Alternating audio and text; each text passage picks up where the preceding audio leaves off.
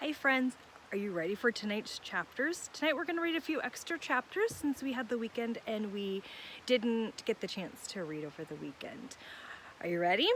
So we are going to start with chapter 9 of The Miraculous Journeys of Edward Tulane.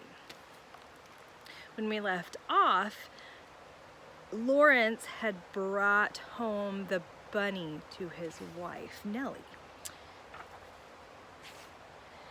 And so Edward Tulane became Susanna. Nellie sewed several outfits for him: a pink dress with ruffles for special occasions, a simple shift fashioned out of a flower-covered cloth for everyday use, and a long white gown made of cotton for Edward to sleep in. In addition, she remade his ears, stripping them of the few pieces of fur that remained, and designed him a new pair. "Oh," she told him when she was done, "you look lovely."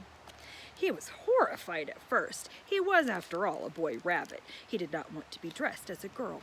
And the outfits, even the special occasion dresses, were so simple and so plain. They lacked the elegance and artistry of his real clothes.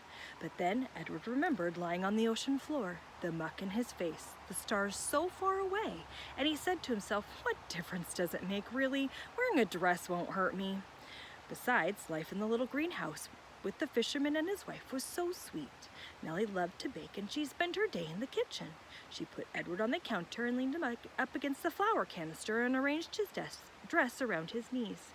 She bent his ears so that he could hear well, and then she set to work kneading dough for bread and rolling out dough for cookies and pies. The kitchen soon filled with the smell of baking bread and with the sweet smells of cinnamon and sugar and cloves. The windows steamed up, and while Nellie worked, she talked. She told Edward about her children, her daughter Lolly, who was a secretary, and her boys Ralph, who was in the army, and Raymond, who died of pneumonia when he was only 5. "He drowned inside himself," said Nellie. "It was a horrible, terrible thing, the worst thing to watch somebody you love die right in front of you and not be able to do nothing about it. I dream of him most nights." Nellie wiped her tears on the back of her hands. She smiled at Edward. "I suppose you think I'm daft talking to a toy, but it seems to me that you're listening, Susanna." And Edward was surprised to discover that he was listening. Before, when Adeline talked to him, everything had seemed so boring and pointless, but now the stories Nellie told him struck him as the most important thing in the world, and he listened as if his life depended on what she said. It made him wonder if some of the muck from the ocean floor had gotten inside his china head and damaged him somehow. In the evening, Lawrence came home from the sea, and there was dinner, and Edward sat at the table with the fisherman and his wife. He sat in an old wooden high chair. While at first he was mortified, a high chair, after all, was a chair designed for babies, not for elegant rabbits. He soon became used to it. He liked being up high. He looked out over the table instead of staring at the tablecloth, and he had like he had at the Tulane household. He liked feeling a part of things. Every night after dinner, Lawrence said that he thought that he would go out and get some fresh air, and that maybe Susanna would like to come with him. He placed Edward on his shoulder, as he had that first night when he walked him down through town, bringing him home to Nellie. They went outside, and Lawrence lit his pipe and held Edward there on his shoulder. And if the night was clear, Lawrence said the names of the constellations one at a time: Andromeda, Pegasus, pointing at them with the stem of his pipe. Edward loved looking up at the stars, and he loved the sounds of the constellation names. They were sweet in his ears. Sometimes, though, staring up at the night sky, Edward remembered Pellegrina. He saw her dark, glowing eyes, and a chill would go through him. Warthogs, he would think. Witches. But Nellie, before she put him to bed each night, sang Edward a lullaby, a song about a mockingbird that did not sing and a diamond ring that would not shine. And the sound of Nellie's voice soothed the rabbit, and he forgot about Pellegrina. Life for a very long time was sweet. And then Lawrence and Nellie's daughter came for a visit. Chapter 10. Lolly was a lumpy old woman who spoke too loudly and wore too much lipstick. She entered the house and immediately spotted Edward sitting on the living room couch. "What's this?" she said. She put down her suitcase and picked Edward up by one foot. She held him upside down. "That's Susanna," said Nellie. "Susanna!" shouted Lolly. She gave Edward a shake. His dress was up over his head, and he could see nothing. Already he had formed a deep and abiding hatred for Lolly.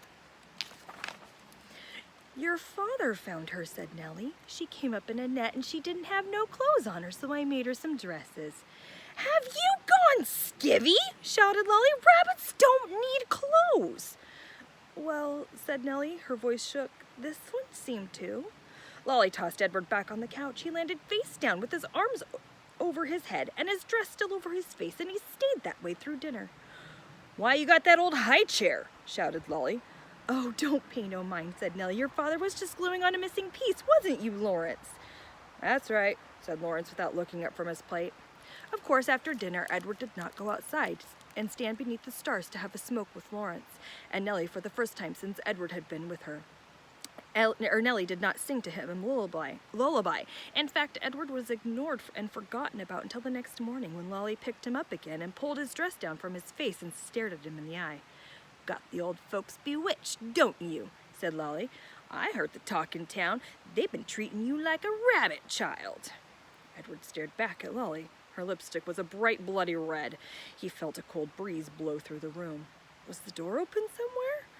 Well, you don't fool me, she said. She gave him a shake. We'll be taking a trip together, you and me. Holding Edward by the ears, Lolly marched into the kitchen and shoved him face down in the garbage can. Ma! Lolly shouted. I'm taking the truck. I'm gonna head out and do some errands. Oh, came Nellie's tremulous voice. Wow, that's wonderful, dear. Goodbye, then. Goodbye, thought Edward, as Lolly hauled the garbage can out to the truck. Goodbye, Nellie called out again, louder this time. Edward felt a sharp pain somewhere deep inside his china chest, and for the first time, his heart called out to him. It said two words, Nellie and Lawrence. Chapter 11. Edward ended up at the dump. He lay on top of the orange peels, coffee grounds, rancid bacon, and rubber tires. The first night, he was on top of the garbage heap, so he was able to look up at the stars and find comfort in their light. In the morning, a short man came climbing through the trash and the rubble. He stopped when he was standing on top of the highest pile. He put his hand under his armpits and he flapped his elbows. The man crowed loudly. He shouted, Who am I? I'm Ernest! Ernest, who is king of the world. How can I be king of the world? Because I am king of garbages, and garbages is what the world is made of. Ha ha ha ha! Therefore I am Ernest, Ernest, who is king of the world, he crowed again. Edward was inclined to agree with Ernest's assessment of the world being made of garbage, especially after his second day at the dump, when a load of trash was deposited directly on top of him. He lay there, buried alive. He could not see the sky. He could not see the stars. He could see nothing. What kept Edward going? What gave him hope was the thinking of how he would find Lolly and exact his revenge. He would pick her up by her ears, and he would bury her under a mountain of trash. And almost after 40 days and nights had passed, the weight and the smell of the garbage above and below him clouded Edward's thoughts. And soon he gave up thinking about revenge and gave into despair. It was worse, much worse than being buried at sea. It was worse because Edward was a different rabbit now.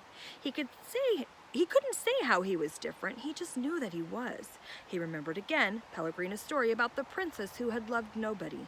The witch turned her into a warthog because she loved nobody. He understood that now. He heard Pellegrina say, You disappoint me. Why? He asked her. Why do I disappoint you? But he knew the answer to that question too. It was because he had not loved Abilene enough. And now she was gone from him, and he would never be able to make it right.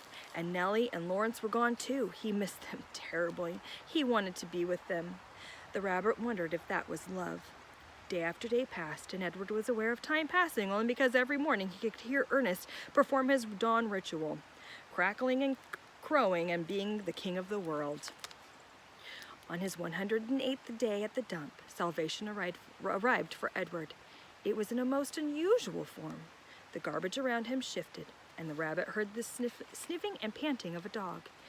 Then came the frenzied sound of digging. The garbage shifted again, and suddenly, miraculously, the beautiful, buttery light of late afternoon shone on Edward's face. Chapter 12, last chapter for today. Edward did not have much time to savor the light, for the dog suddenly appeared above him, dark and shaggy, blocking his view.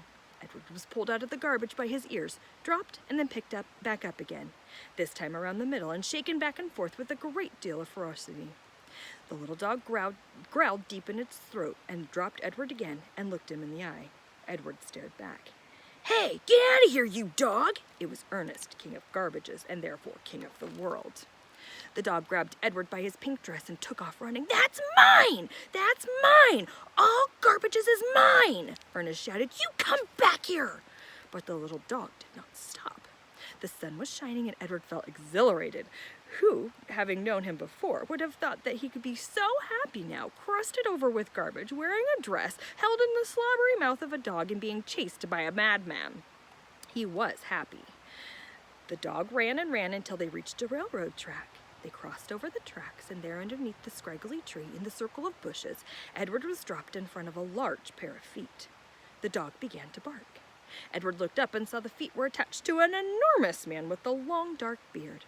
"What's this, Lucy?" said the man. He bent and picked up Edward. He held him firmly around the middle. "Lucy," said the man, "I know how much you enjoy rabbit pie." Lucy barked. "Yes, yes, I know. Rabbit pie is a true delight, one of the pleasures of our existence." Lucy let out a hopeful yip. And what we have here, you have so graciously delivered to me, is definitely a rabbit, but the best chef in the world would be hard-pressed to make him into a pie." Lucy growled. "This rabbit is made of china, girl." The man held Edward closer to him. They looked each other in the eye. "You made of china, ain't you, Malone?" He gave Edward a playful shake. "You some child's toy, am I right? And you've been separated somehow from this child who loves you." Edward felt again that sharp pain in his chest. He thought of Abilene. He saw the path leading up to the house on Egypt Street. He saw the dusk descending on Abilene running toward him.